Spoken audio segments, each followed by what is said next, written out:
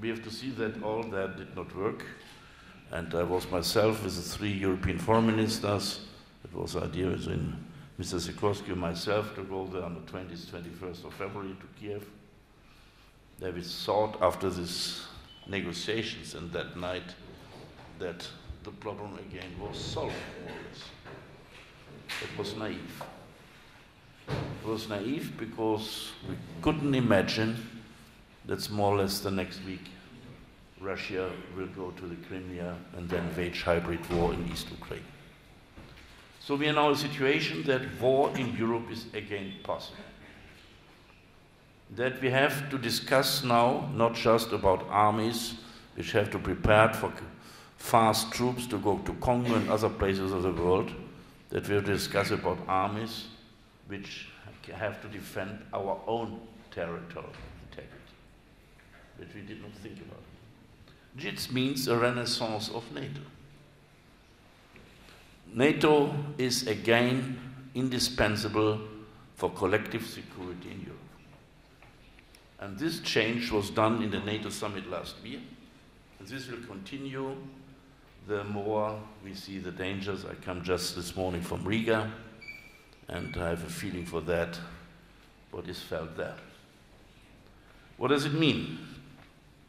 First of all, we have to say that what Russia says, I have historical rights, or my minorities were discriminated, which is not true. That was not one case in the Council of Europe, not one case of discrimination of a Russian, ethnic Russian in Ukraine, for the Court of Human Rights or in the Council of Europe itself. Or my security sensitivities are not met. These are the 3 main arguments. If we accept one of these 3 main arguments, I can tell you 100 places in Europe where we can wage war tomorrow.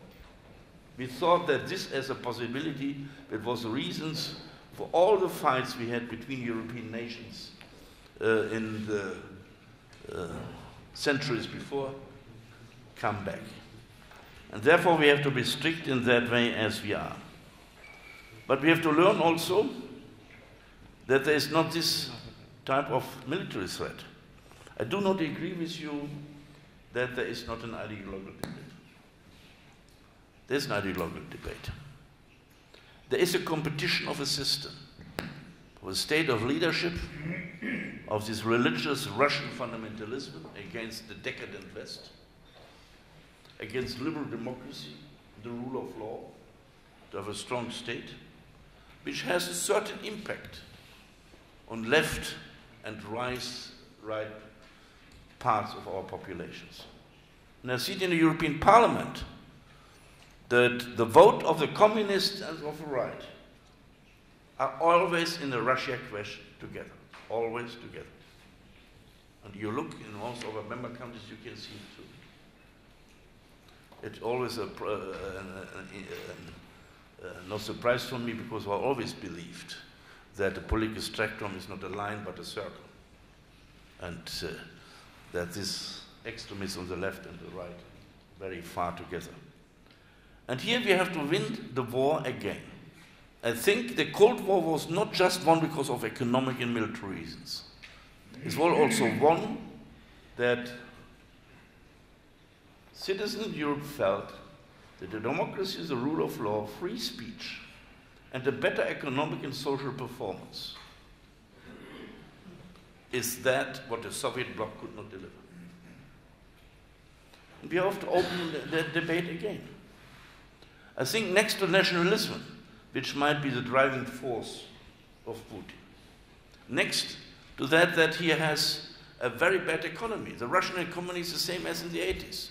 No self-relying economy as the Chinese achieved it. It's the old system relying on raw materials for exports.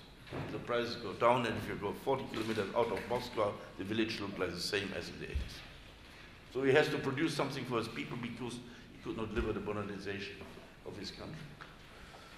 But I think the most dangerous picture for Putin was it, and that is part of this ideological fight where we have to answer to that. It was the demonstrations in Moscow 2012. And then the surprise of all us on Maidan. And he has looked in the young faces and seeing the young Russians in that.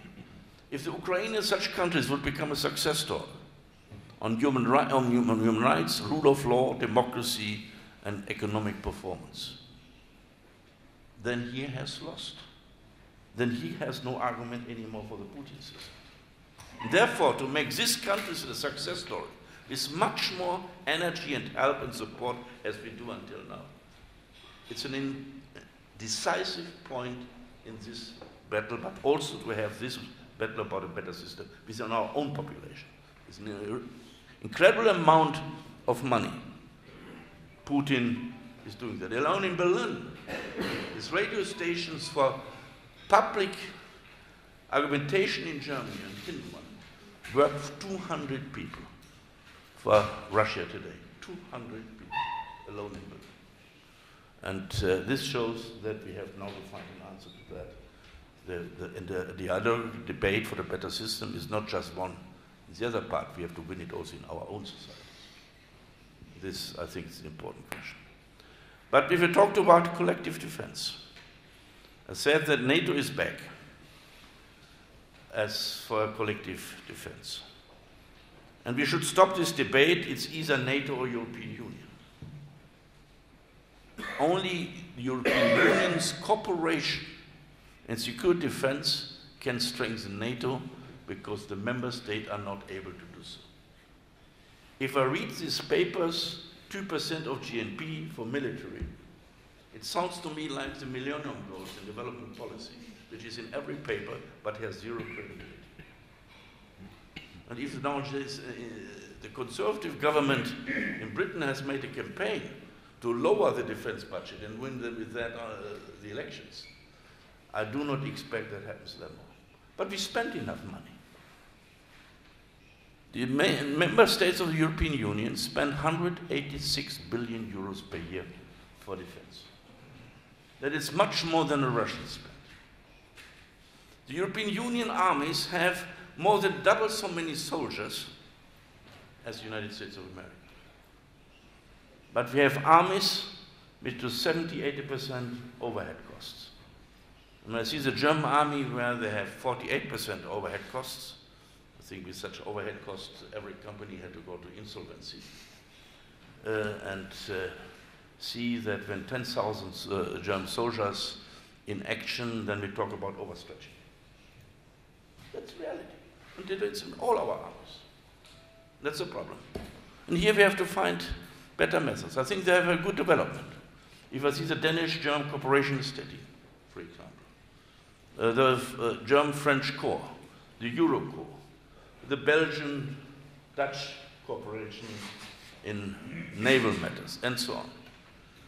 But the decisive point is to come to, first of all, using the European Treaty for permanent structural cooperation. That those countries who want to do more together get the right to do so on that legal basis. And this is since 2010 in the treaty, and again on this defense summit in June. It said it's not realistic. If we do not put it now on the agenda to use the instruments which are available in the treaty, how can we achieve something? Calling for 2%, forget it. It will be in the communiqué for sure 3 times, but nobody who signs this will do that, or most of them, let's say that. And this other point is to work together with this pooling and sharing in the way that we do more things together. You've seen this catastrophe of this so-called European transporter A400M. This is not 8 countries, it's not a European project, it's 8 times the national project. Already. And the planning was so that everyone planned it in a way that they had to develop new engines because it was too heavy. The result of them we have seen in a few days in Seville because the engines broke down. It's an incredible cost. The taxpayers are fooled. We will say this can all be done with national methods. And here I think we have to come to this cooperation to have better results. We have a few other questions where we will discuss things. The first is I came from Riga, I said, and I was last week in Tallinn.